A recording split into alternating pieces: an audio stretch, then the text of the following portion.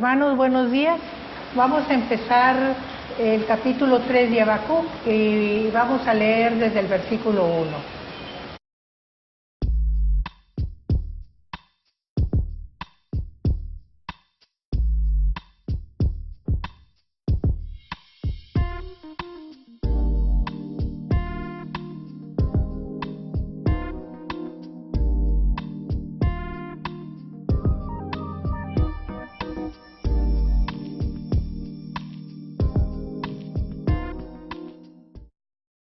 Aquí vemos cómo Habacuc empieza a reaccionar y a responder a lo que Dios le ha dicho.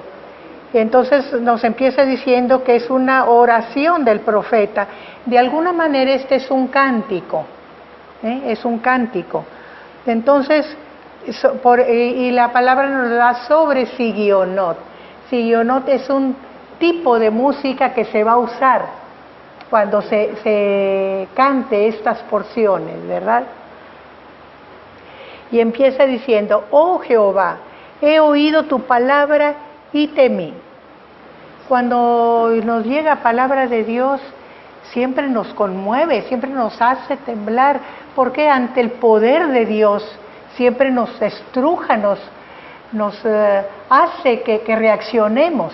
Y es lo que le pasa ese temor reverente que sentimos ante la presencia de Dios. Y temí. Oh Jehová, aviva tu obra en medio de los tiempos. Señor, estos tiempos que tú nos anuncias, desde ahorita son calamitosos y más calamitosos deben de ser. Pero Señor, tú tienes una obra tremenda que hacer. Avívala, Señor, avívala. Y haz que sintamos, que la conozcamos, que sepamos, Señor, que hay vida en esto que tú estás haciendo para nosotros. Aviva tu obra. La obra que el Señor está haciendo es tremenda. Viene cautiverio para Judá, vienen 70 años de sufrimiento, pero también viene la destrucción del enemigo y viene la restauración y el beneficio para Judá. Avívala, Señor, que se haga pronto, que la conozcamos, que sepamos, que tengamos esa esperanza de lo que tú vas a hacer. Aviva tu obra. Y en medio de los tiempos, estos tiempos tan difíciles, Señor, que no alcanzamos a comprender y que nos es difícil aceptar y vivir, avívala. Así, en este tiempo de calamidad, Señor, aviva tu obra. Y es lo que debemos, como decía Anel y Aarón ahorita, cuando nos vienen los tiempos difíciles, debemos de tener esa confianza. Es lo que Habacuc nos está transmitiendo. Señor, sé que viene mucha calamidad, pero yo confío en ti. Aviva tu obra. En medio de estos tiempos malos, aviva tu obra. Gracias, hermana. Quisiera hacer un último comentario acerca de lo que usted está comentando de los tiempos difíciles. A todos, cristianos y no cristianos, nos llegan los tiempos difíciles, es decir, de aflicción. Y yo quiero comentar que los psicólogos somos servidores de Dios. Y aquí tenemos una testigo que es una persona preparada intelectualmente, maestra, que se ha dado la oportunidad de experimentar estas situaciones. Los psicólogos somos servidores de Dios. ¿Para qué? En algún tiempo de aflicción, Dios va a utilizar muchas formas, muchos caminos para sacarnos de ese estado de aflicción. Puede ser la palabra, puede ser la oración, puede ser el consejo de los pastores o de hermanos de la iglesia, pero también existimos los psicólogos, porque a través de nosotros Dios llega al hombre para sacarlo de ese estado de aflicción. Gracias, Nelly. Entonces dice, ¿verdad? En medio de los tiempos, hazla conocer. Les digo que hazla conocer porque es una forma de tener seguridad en lo que Dios está haciendo, cuando sabemos lo que está haciendo Dios, ¿verdad? Por eso en medio de los tiempos hazla conocer. En la ira, acuérdate de la misericordia. Miren, esto a mí me impresiona mucho, porque Habacuc se da cuenta de que el castigo que va a recibir Babilonia es tremendo, peor que el castigo que le está dando a Judá. Tremendo, va prácticamente a desaparecer Babilonia. Entonces le dice, en medio de la ira, acuérdate de la misericordia. Y esto es muy importante, hermanos, porque cuántas veces nosotros pedimos misericordia para aquel que nos hace daño. ¿Cuándo? Esto me hace recordar un pasaje que ya se los he comentado antes, del libro de Corrie ten Boom, El refugio secreto, cuando Corrie está despotricando contra los alemanes, porque es el tiempo en que están sufriendo la invasión y que está la búsqueda de judíos y la represión contra los que los protegen, y entonces Corrie está muy enojada, ¿verdad?, por todas las violaciones que hacen los alemanes, y el papá le dice, hijita, más bien en lugar de estar hablando mal y quejándote, ora por ellos, ora por los alemanes, porque cómo les irá a ir por haberse atrevido a tocar a la niña de los ojos de Dios, que es el pueblo judío. Más bien ora por ellos, o sea, ten misericordia de ellos, porque qué castigo les va a venir, ¿verdad? Y es lo mismo que está haciendo Habacuc. En medio de la ira, Señor, acuérdate de la misericordia.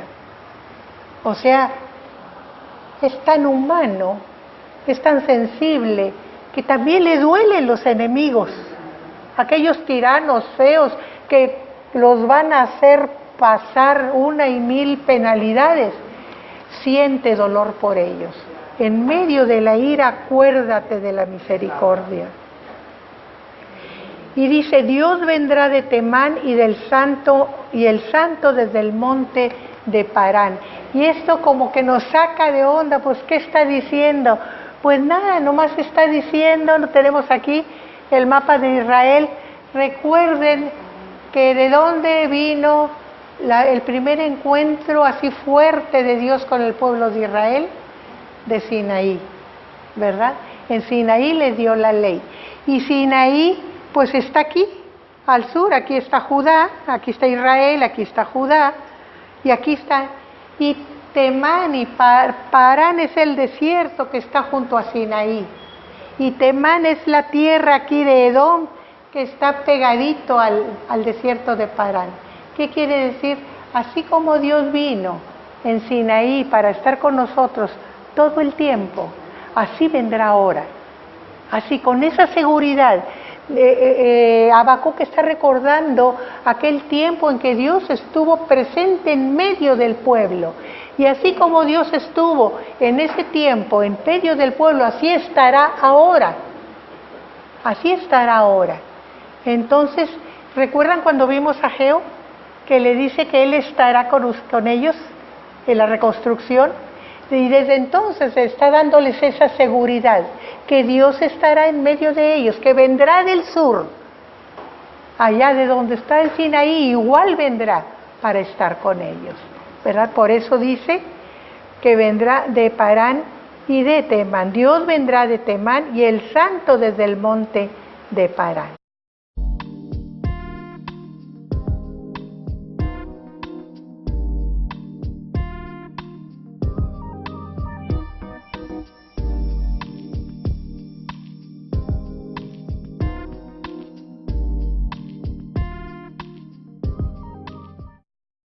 Sigue diciendo, su gloria cubrió los cielos y la tierra se llenó de su alabanza, porque cuando Dios se manifiesta es la gloria de Dios, es la gloria de Dios presente delante de nosotros, cubrió los cielos, y cuando Dios se muestra, la tierra no puede más que alabarlo, reconocerlo y alabarlo en todas formas. La gente, la naturaleza, todo alaba al Señor, ¿verdad? Entonces es la idea de aquí, ¿verdad? Pero también nos da la idea de su poder. Fíjense, la gloria de Dios cubrió los cielos y el resplandor fue como la luz. Rayos brillantes salían de su mano y ahí estaba escondido su poder.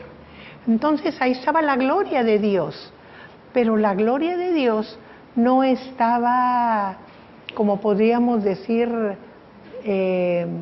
descubierta, sino dice que su resplandor, el resplandor, o sea, el brillo nada más que salía, era como la luz, o sea, tan potente como el sol, era ese resplandor de la gloria de Dios.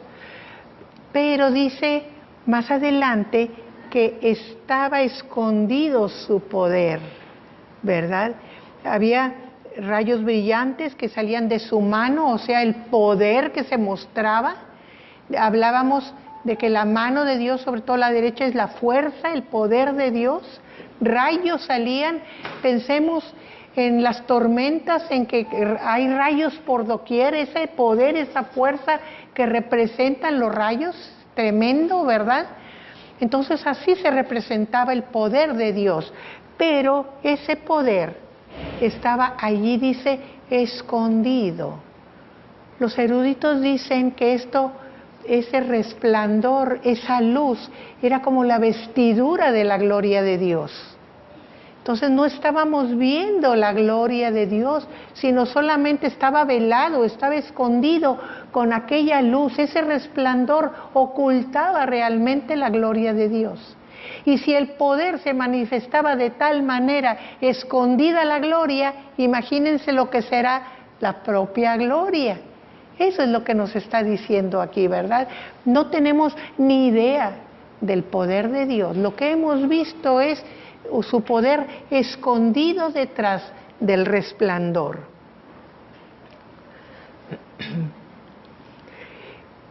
Delante de su rostro iba mortandad. O sea, el profeta está explicando la actuación de Dios con respecto a los malvados y con respecto a aquel pueblo que va malo, que va a invadir a Judá. ¿Cómo va a ser la obra de Dios con él? Es como delante de su presencia. Recordemos que toda la Escritura habla que nadie puede estar delante de Dios y vivir. Es la muerte, ¿verdad? Entonces es lo que explica esto. Donde Dios se presenta para justiciar, mortandad hay delante de él. Nosotros recordemos que Dios lleva a cabo las luchas de su pueblo. Él es el ejército de su pueblo. Su pueblo no necesita apoyarse ni en alianzas ni en sus armas, porque su defensa, su poder es Dios. Entonces iban cayendo, mortandad había delante de su rostro. Dice, y a sus pies salían carbones encendidos.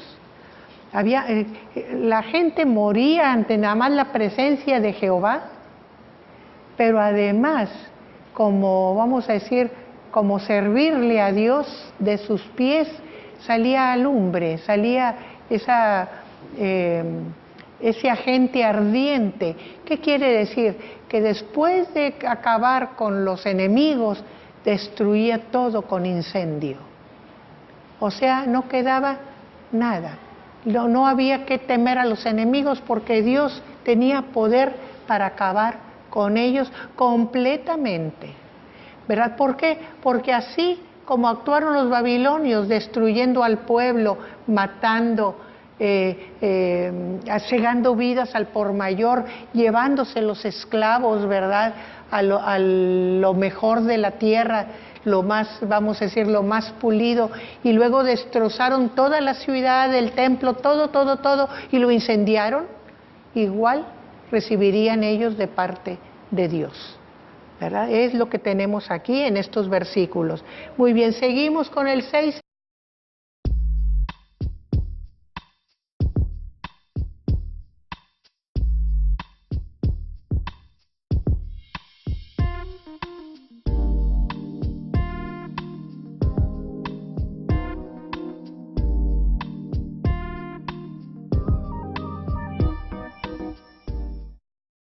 sigue diciendo el profeta, aquí hablaba de Dios, ¿verdad?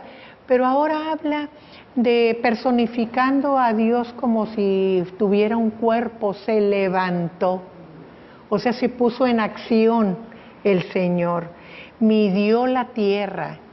Es como cuando el ingeniero va a hacer una construcción y primero mide el terreno para saber con qué área cuenta y sobre esa área va a hacer sus planes, ¿verdad? O el agricultor cuando va a sembrar su tierra, no siembra toda la tierra que tiene, sino escoge un área especial para sembrar y la mide, para saber cuánto va a ser de tierra y cuánto va a necesitar para sembrar esa tierra. Así Dios, con su mirada, vio la tierra y la midió. ¿Hasta dónde va a llegar mi obra que voy a hacer? Midió la tierra.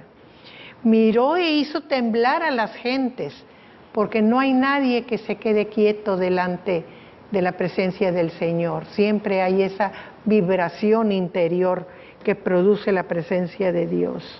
Los montes antiguos fueron desmenuzados, los collados antiguos se humillaron. Aquí nos habla de cómo montes que nosotros como humanos podemos pensar que están desde la creación del mundo, son antiguos, son eternos, decimos, pero sin embargo, ante la necesidad y la presencia de Dios, pueden ser destruidos en un momento. Y nosotros hemos visto cómo los terremotos parten los montes, los cerros, las rocas, caen hechos pedazos, abren valles y cuencas de ríos donde no había nada. Y esto es lo que está diciendo. Dios cuando necesita, allana el camino. Dice los collados.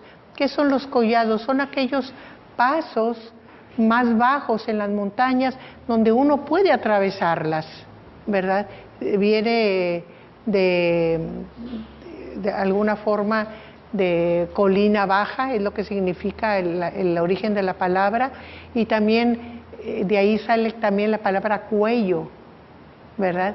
De collado, que es un estrechamiento que sirve de como un puente para pasar.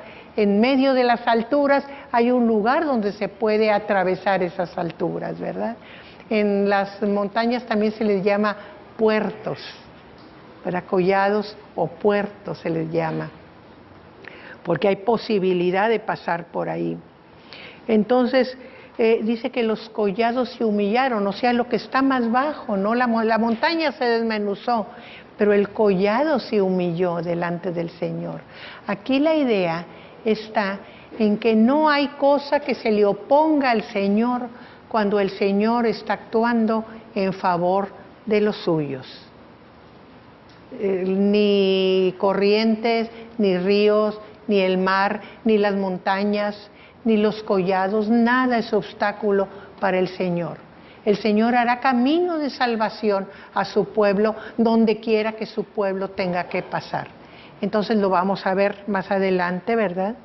Donde dice, sus caminos son eternos. O sea, esos caminos de salvación que prepara el Señor los tiene siempre, nunca faltarán para sus escogidos, para sus ungidos, para su pueblo. Siempre estarán listos, dispuestos.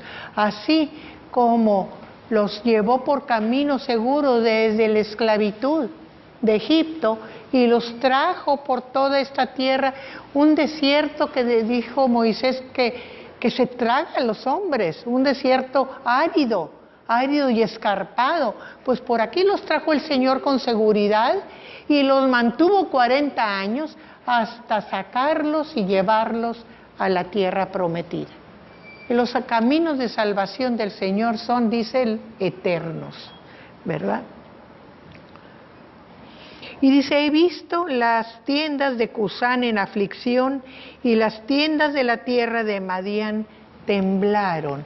Aquí Cusán es, dicen los eruditos, que muchas veces se transforman las palabras por rima, ¿verdad? Y aquí si nosotros nos fijamos está Cusán y Madián.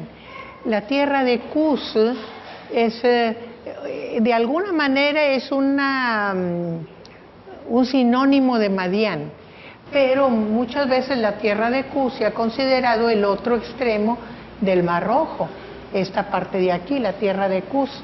Pero recuerden cómo se usan como sinónimos. ¿Se acuerdan que Moisés se casó con la hija de Yetro, que era el sacerdote de Madián? ¿Y cómo lo acusaban sus hermanos cuando no querían que nomás él fuera grande delante de Dios? Porque se había casado ¿con quién? Con una mujer cusita, ¿se acuerdan? Entonces era madianita, pero también la llamaban cusita. O sea que hay una identificación ahí entre Madián y Cus, ¿verdad? Los eruditos dicen que porque llamaban indistintamente Cus a los habitantes alrededor del Mar Rojo, ¿verdad? Aquí alrededor. Entonces todas estas partes las llamaban como con el mismo sinónimo, ¿verdad? Entonces por eso muchas veces identificamos a Cus como Etiopía y muchas veces se identifica a Cus con Madián, ¿verdad? Pero aquí está identificando con Madián. Otros eruditos dicen que podía significar el salvamento que Dios ha hecho de su pueblo en otras circunstancias. Por ejemplo, cuando ya están establecidos, cuando eran atacados por distintas tribus, a veces por madianitas, ¿verdad? Como en el caso de Gedeón, o por los de Cusán Risataim, que eran sirios. Entonces puede referirse a esas otras salvaciones que Dios había hecho de su pueblo en tiempos posteriores, pero siempre hablando de cómo Dios está listo para sacar a su pueblo adelante, que ser la salvación de su pueblo, abrirle camino de salvación a su pueblo. Muy bien, seguimos con el versículo 8.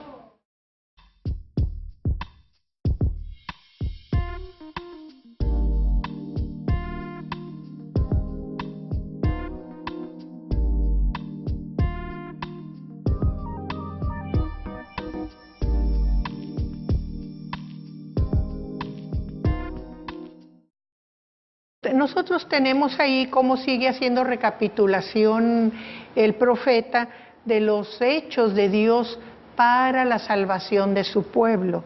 Y aquí se pregunta como diciendo, ¿cuál fue la causa de que tú fueras contra los ríos y contra el mar? ¿Cuál fue la causa? ¿Estabas enojado con ellos? ¿Te airaste, oh Jehová, contra los ríos?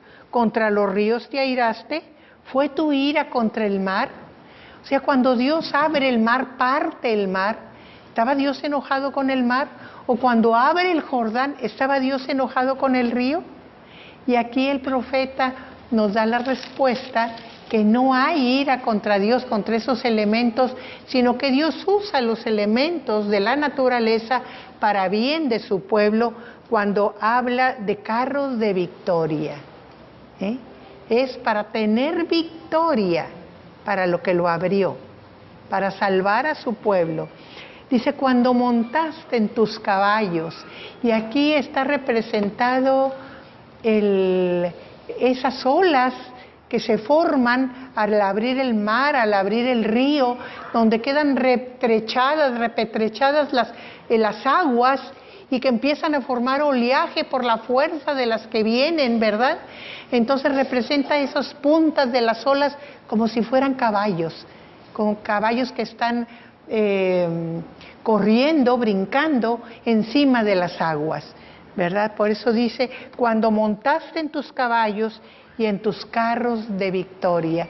Y está haciendo una similitud entre los caballos y los carros de Faraón que fueron arrasados y los carros y caballos de Dios que salieron en victoria, ¿verdad? Pero ¿qué quiere decir? Usó la naturaleza para la salvación de su pueblo. Lo que veíamos, abre caminos el Señor donde quiera. No hay obstáculo para el Señor, para la salvación de su pueblo. Y dice, se descubrió enteramente su arco. Quiere decir que Dios se dispuso a sacar sus armas y a luchar por su pueblo. Cuando un guerrero saca su arco, A veces el arco está dentro de la aljaba junto con las flechas y a veces lo trae al hombro. Pero sacar el arco es quitarlo de ahí y tomarlo en la mano y extender la cuerda para usarlo. Sacaste tu arco, desnudaste tu arco, ¿verdad? Entonces, listo para usar en defensa de su pueblo, ¿verdad? Descubrió enteramente su arco y luego dice, los juramentos a las tribus fueron palabra segura. Y si ustedes se fijan, aunque está hablando de cosas muy antiguas, está hablando de la separación de las aguas en el Mar Rojo, está hablando de la abertura de las aguas del Jordán para que su pueblo pasara en seco. Sin embargo, no habla ni de Moisés ni de Josué. Habla de las tribus. Habla de las tribus, porque aquí le está dando seguridad Dios a su pueblo, que está no con los patriarcas para que piensen, pues estuvo con ellos y con nosotros qué, sino que les está dando la seguridad de que está con las tribus de Israel, está con ellos, en este momento presente está con ellos. Por eso dice, los juramentos a las tribus fueron palabra segura, ¿verdad? Muy bien, seguimos adelante. Nosotros vamos a ver ahí indicaciones. Por ejemplo, tenemos la palabra Selah, la tuvimos después del versículo 3, la tenemos ahora después del versículo 9. Selah es una palabra que significa silencio, porque esto es un canto, entonces hay música. Y cuando habló de sigue o no, era una indicación para los músicos, pero cuando habla de Selah es una indicación para los cantores. Quiere decir que ahí debe callar el que canta o los que cantan y dejar nada más los instrumentos musicales, ¿verdad? Y lleve una pausa. ¿Por qué esa pausa? Porque hay un propósito de reflexión. Cuando se anuncia algo y se canta, hay que reflexionar sobre ello. Es para eso sirve ese silencio. Y luego vuelve a tomar el cantor su lugar, siguiendo con el siguiente mensaje de Dios. Vamos a seguir ahí a partir del versículo 10.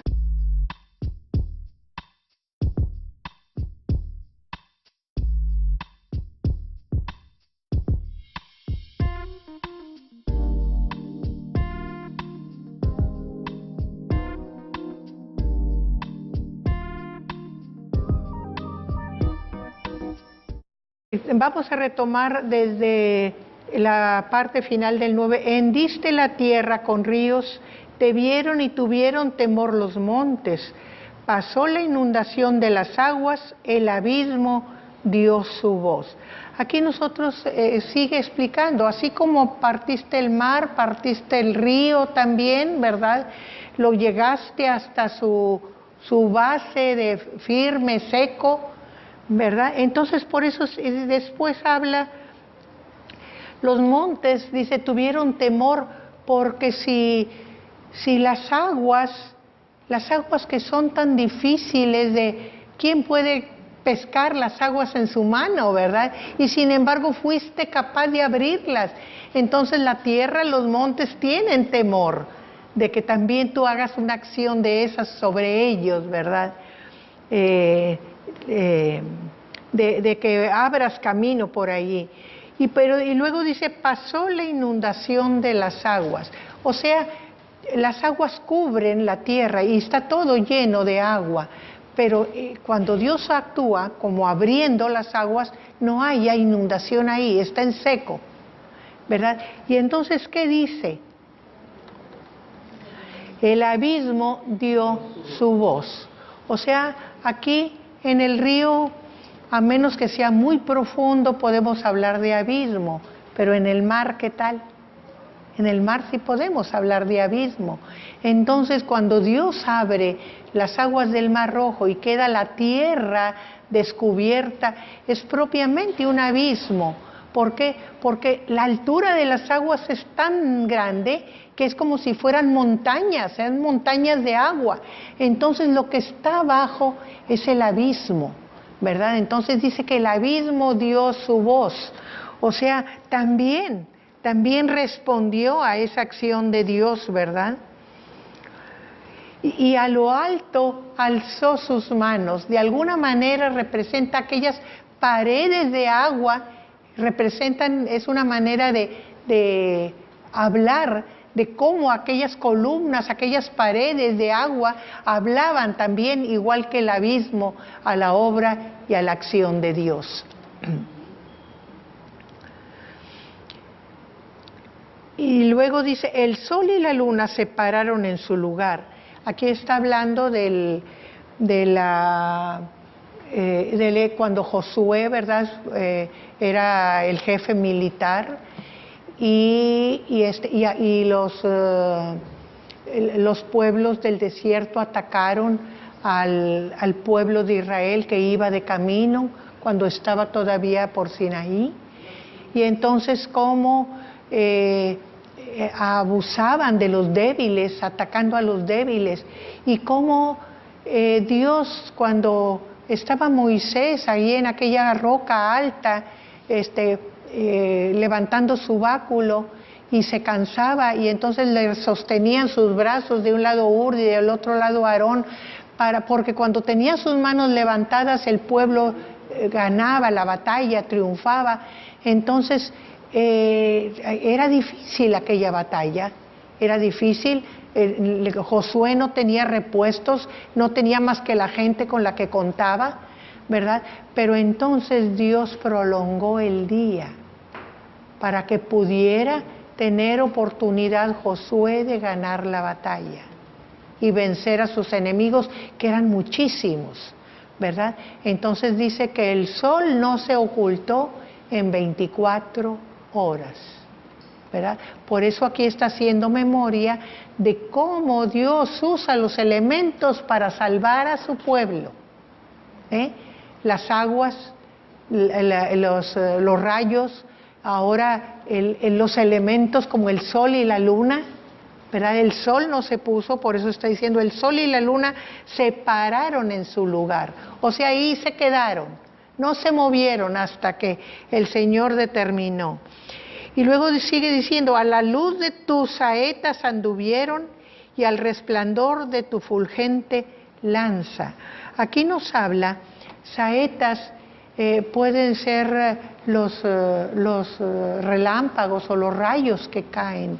Dios manda sus elementos para proteger a su pueblo, y su lanza refulgente también se puede referir a los rayos, como un rayo de especial poder que haga más daño que aquellos que en conjunto. También saetas puede referirse a granizo, ¿verdad? Porque el granizo brilla, pero hay que ver cómo golpea el granizo, mata, ¿verdad? Destruye todas las plantas, mata a los animales, mata a la gente cuando le toca una granizada pesada y tupida, ¿verdad? Entonces también se puede referir al granizo en una tormenta o a los rayos cuando habla de la lanza refulgente, ¿verdad?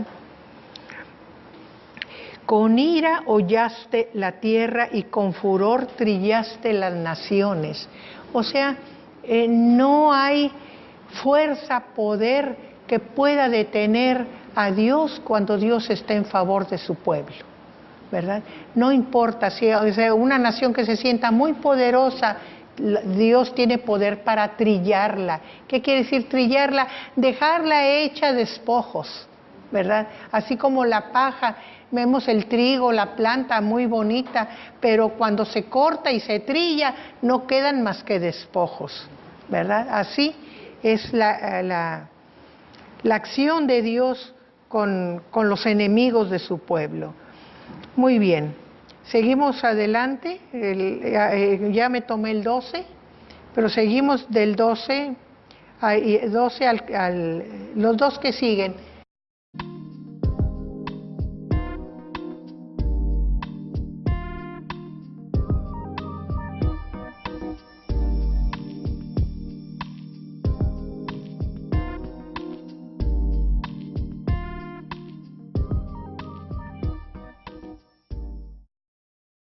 Dice, saliste para para socorrer a tu pueblo, para socorrer a tu ungido. Todas estas acciones de que está hablando el profeta son las acciones que toma Dios en favor de su pueblo. Cuando su pueblo está en dificultades, Dios actúa para sacarlo adelante, para socorrerlo, para sacarlo de los apuros. Aunque este pueblo no sea todo lo mejor que se pudiera esperar, sin embargo Dios lo ama y lo saca adelante. Y también habla para socorrer a tu ungido. Y aquí nosotros podemos pensar, bueno, ¿de qué habla el profeta? Pensemos siempre que los personajes destacados en la historia del pueblo de Israel son tipos de Cristo, representan a Cristo, que son tipos. O sea, Dios toma un personaje y dice, así va a ser mi ungido. Por eso son tipos.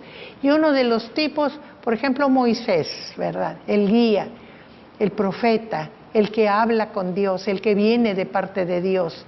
Y luego Josué, el caudillo que los mete a la tierra prometida, ¿verdad? Luego David, el rey, que tenía tal comunión con Dios que siempre estaba dispuesto a consultar a Dios y obedecer a Dios, y también a humillarse delante de Dios cuando le fallaba. Esos son tipos de Cristo, esos son ungidos de Dios. Pero recordemos que también Dios usa a gente que no es de su pueblo, a gentiles para su obra. Y también a esos les ha llamado ungidos. Y también Dios ha estado con esos ungidos, como por ejemplo fue Ciro, ¿verdad? Para que hagan la obra de Dios. Entonces Dios estará siempre con su ungido para socorrerlo, para sacarlo adelante, para hacer que haga su obra, ¿verdad? Por eso habla de su pueblo y de su ungido.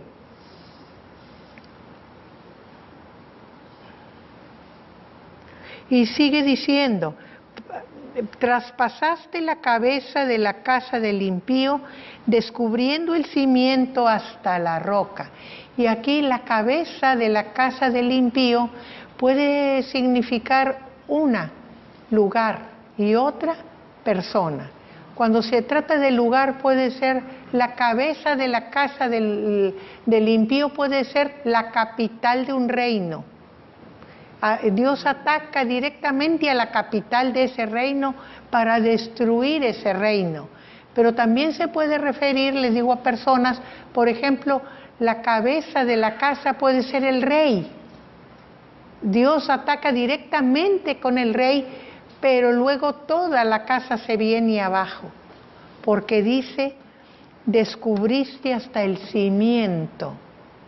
O sea, aquello que estaba oculto, aquello que no se veía de la casa, todo lo desmenuzaste, todo lo acabaste, todo lo destruiste, hasta lo que estaba enterrado. Por eso está dando un ejemplo de la destrucción de los impíos, de aquellos invasores que iban a venir sobre su pueblo. Desde la cabeza hasta lo que no se ve. No nada más los pies que están sobre la tierra, sino más abajo, ¿verdad? Todo. Atacaste, o sea, traspasaste la cabeza de la casa del impío, descubriendo el cimiento hasta la roca, o sea, hasta el fundamento donde estaba asentado ese cimiento, hasta la roca. Seguimos con el 14.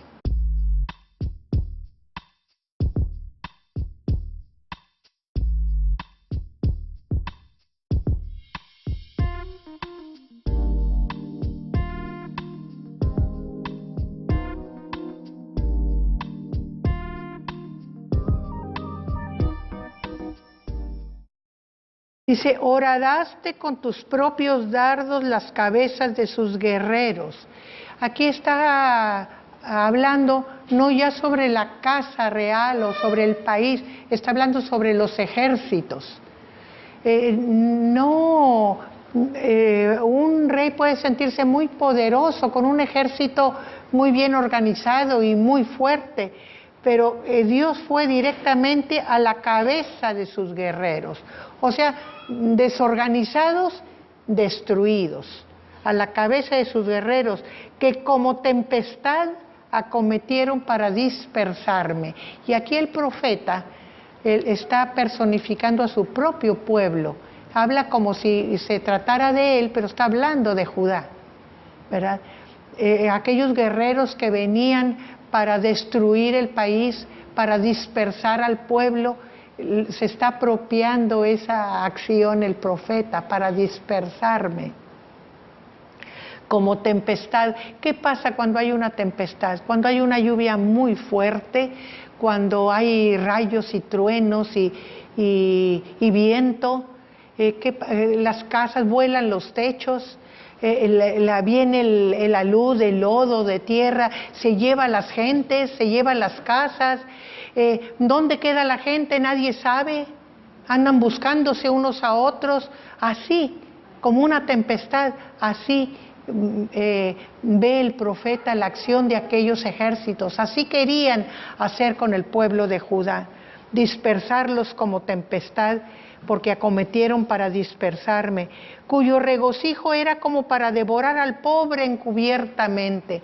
O sea, estaban felices, contentos de la destrucción que iban a hacer, pero esa destrucción iba con alevosidad, porque fíjense cómo dice, como para devorar al pobre encubiertamente.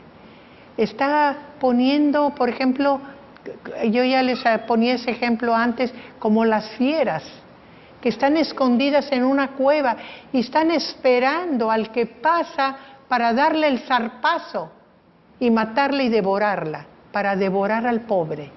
O sea, y encubiertamente, o sea, a traición, ¿verdad? O sea, no sin ninguna, ¿qué diríamos? Honor, porque los ejércitos luchan de frente, con iguales, con armas, pero cuando estás desprotegido y no tienes con qué defenderte y es de manera escondida te agreden, entonces ahí es sin honor, ¿verdad? Es con maldad. Y sienten regocijo de hacer aquella maldad. ¿Verdad? Es lo que está diciendo, cuyo regocijo era como para devorar al pobre encubiertamente, a traición. Caminaste en el mar con tus caballos sobre la mole de las grandes aguas. Dice, ahí donde aquel pueblo se portaba tan mal y hacía traición, tú ibas encima de todo. Está personificando a Dios como caminando, como siendo la punta de las olas, la punta de las corrientes. Allí iba Dios, caminando sobre el mar con tus caballos. Por eso es las olas, sobre lo plano del mar se levantan las olas y representan los caballos de Dios, sobre la mole de las grandes aguas. O sea, no hay nada que impida a Dios hacer su obra. Ahí encima de las aguas, ahí se manifiesta Dios con todo su poder. Vamos a seguir con el 16.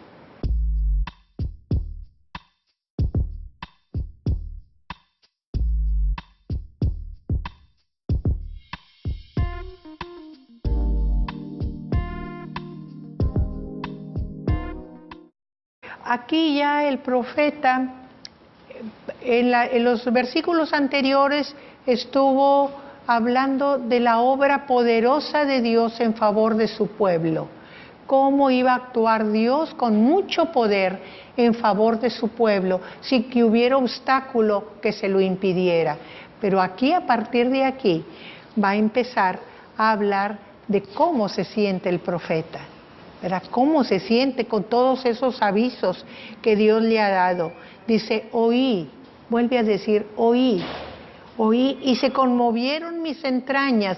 O sea, era tal la emoción interna que sentía que todo en mi ser se estremecía. A la voz temblaron mis labios. O sea, no podía ni hablar, No, estaba muy conmovido el profeta, ¿verdad? Porque todo mundo puede entender, no nada más son palabras, también son visiones lo que está recibiendo el profeta.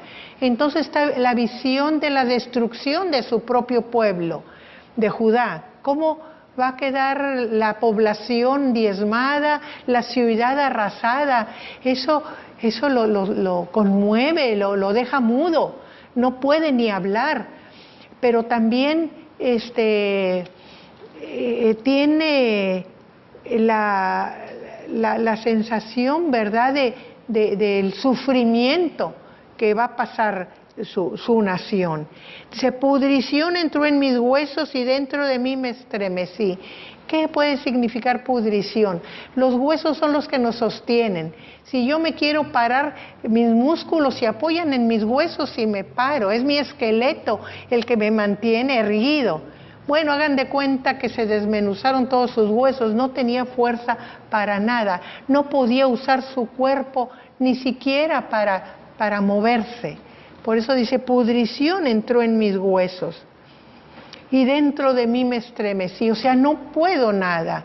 Esto es más que lo que yo puedo resistir como humano, ¿verdad? Con mi cuerpo. No puedo, pero sin embargo dice, si bien todo esto siento, estaré quieto en el día de la angustia. O sea, a pesar de todo esto que va a pasar, sin embargo, yo estaré en paz. Quieto quiere decir en paz. ¿Recuerdan el Salmo, creo que es el 143, que dice, estad quieto y sabed que yo soy Jehová?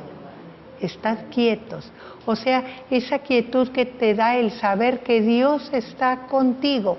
Sin embargo, en aquel día terrible en que pasen todas estas cosas, yo estaré quieto, yo estaré tranquilo.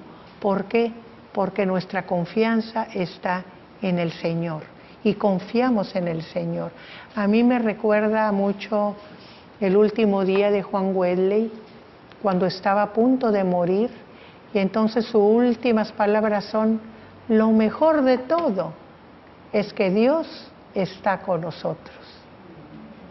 En medio de ya su inminente muerte, él estaba tan tranquilo, porque Dios tenía la seguridad de que Dios estaba con él.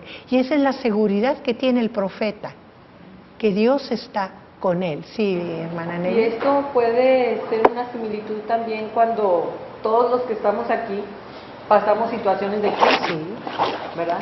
Porque la crisis nos deja sin habla, nos mete en angustia también, y esta puede ser una analogía, podría decirse, de cuando estamos en esas situaciones, que aún en esas situaciones podemos tener la paz de Cristo, aunque es difícil, pero es posible. Sí, cómo no. Cómo no, porque lo que más tranquilidad da a nuestro espíritu es saber que no estamos solos y que no estamos con alguien que pueda ser tan débil como nosotros, sino estamos con el que es todopoderoso, y que ese todopoderoso está con nosotros y nos acompaña. Las crisis pueden presentarse, o sea, la angustia del ser humano puede presentarse cuando desviamos la mirada de Cristo. Sí. Y la situación que estamos viviendo queremos resolverla por sí mismos, pero cuando volvemos a colocar nuestra mirada en Cristo y conscientemente reconocer que Él es nuestra paz, es cuando viene la paz. Por eso siempre decimos, ¿verdad?, que no son las circunstancias las de temerse, ¿verdad? Y puede ser terribles, muy malas, muy adversas, pero es nuestra actitud ante las circunstancias lo importante. ¿Cuál es tu actitud ante las circunstancias? Y esa es la actitud que vamos a tener según en dónde pongamos nuestra confianza. Y esa actitud la vivió Pedro, los apóstoles son nuestro ejemplo. Cuando Pedro le dijo al Señor, quiero ir hacia ti si tú eres Cristo, en el mar, en las aguas. Y fue y caminó, pero luego ¿qué pasó? Desvió, dudó, entonces se hundió. Esa es la situación de la angustia. ¿verdad? ¡Sálvame! Ya estaba angustiadísimo, porque me muero, me hundo, ¿verdad? Esos son como una...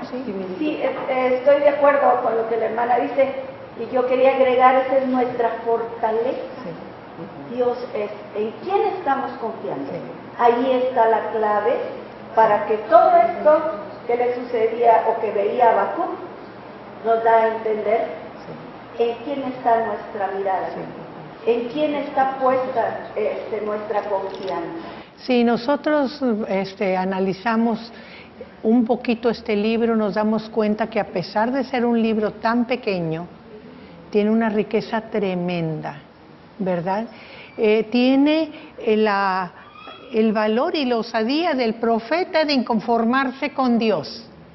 Ese derecho que tenemos todos de ir a Dios y ponerle nuestros asuntos, nuestros problemas delante de Él y decirle, Señor, ¿qué está pasando? ¿Verdad? Pero también el tener la paciencia de oír a Dios, como lo oyó el profeta. El interpretar, el buscar, el pedirle a Dios que nos haga ver por dónde va la cosa. Y también saber comprender esa seguridad de que Dios no nos deja, ¿verdad? Este mensaje es un mensaje para todas las épocas, para toda la gente, para todos los que buscan al Señor y se apoyan en Él. Es un mensaje hermoso, precioso, que nos va a hacer, como dijo la hermana, fortaleza en cualquier situación. Vamos a seguir adelante.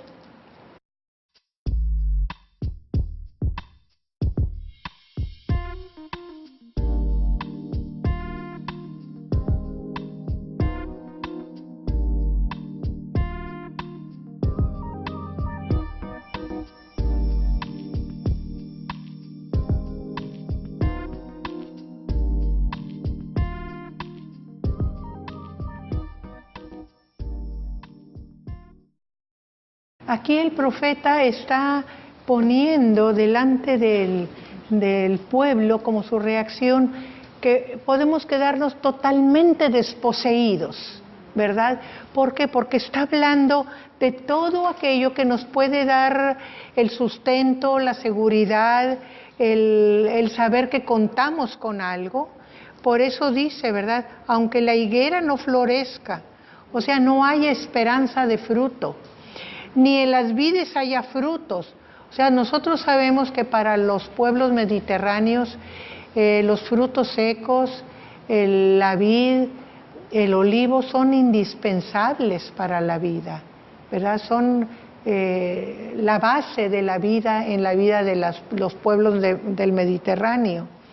Aunque en las vides no haya frutos, aunque falte el producto del olivo, o sea, la aceituna, el aceite. El aceite era indispensable, no nada más para cocinar, para adorar a Dios, para curar, para todo era el aceite, era indispensable en la vida. Y los labrados no den mantenimiento, o sea, que en las labores no haya cosecha, no hay trigo, no hay cebada, no hay nada, no hay verduras, no hay nada, ¿verdad? Y las ovejas sean quitadas de la majada, y la otra fuente de alimento y de riqueza es el ganado menor, que es tan importante en esos pueblos desérticos, y no haya vacas en los corrales, ya es una riqueza mayor el que haya vacas. Vacas nada más había en Israel en la parte del norte, en lo que es Galilea y Basán.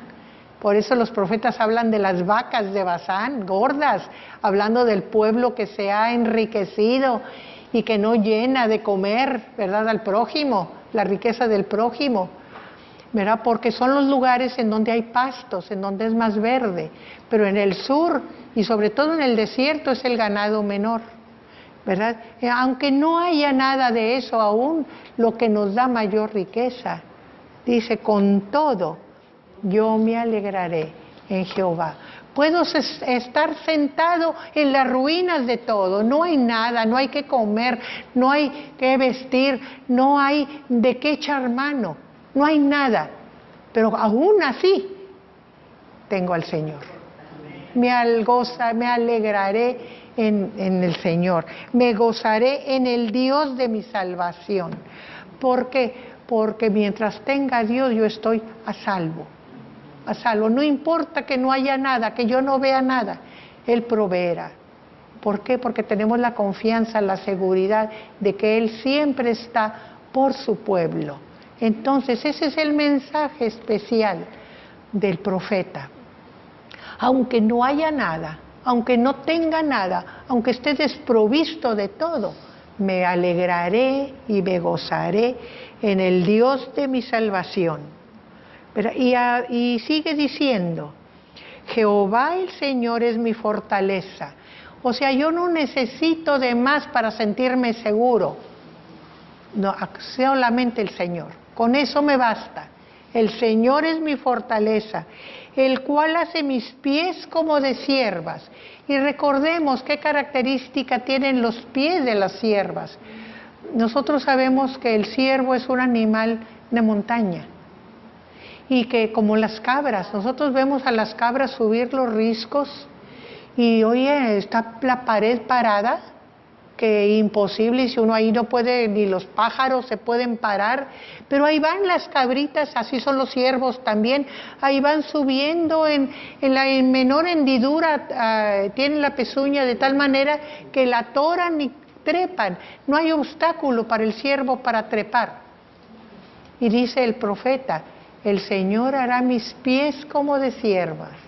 O sea, subiré y subiré y subiré a las alturas donde el Señor me quiere llevar. No habrá impedimento para mí. Y fíjense cómo sigue diciendo. Y en mis alturas me hace andar. No dice en las alturas, dice en mis alturas. Y aquí está representando mis lugares altos. ¿Cuáles eran los lugares altos del pueblo de Judá? Las montañas de Judá. Entonces el Señor no nada más me sacará delante de todas las dificultades y me hará subir y me hará llegar a mis lugares, ¿verdad? Entonces no es cualquier lugar, no, es mis lugares, en mis alturas me hace andar. Esto habla de la restauración. Así como el Señor va a castigar a su pueblo y lo va a llevar lejos y va a estar allá pasando el castigo, igual lo traerá y lo llevará a su lugar, a sus alturas. Recordemos que todo lo que es Judá, toda esa parte sierra, es una sierra que si la comparamos con nuestras sierras, pues diríamos no es tan insignificativa, pero lo es. Y tiene montes, tiene picos, nada más recordemos la ciudad de Jerusalén, ¿verdad? El monte Moriah, el monte Sión, ¿verdad? Que son montes, o sea, son las alturas al que está acostumbrado el pueblo de Judá. Y ahí lo llevará el Señor, ¿verdad? Y ahí lo hará andar de regreso después de la restauración. Sí, Aaron. Es contrastante cómo, cómo comienza el profeta, con qué ánimo y cómo termina. El versículo, empezando el 1, después de decir que es, de la introducción de que es su carta, empieza diciendo, ¿hasta cuándo, Jehová, clamaré y no oirás? Y termina diciendo al final, y en mis alturas me hace andar. Lo que es tener un encuentro con Cristo, un encuentro con Dios, una revelación de Dios.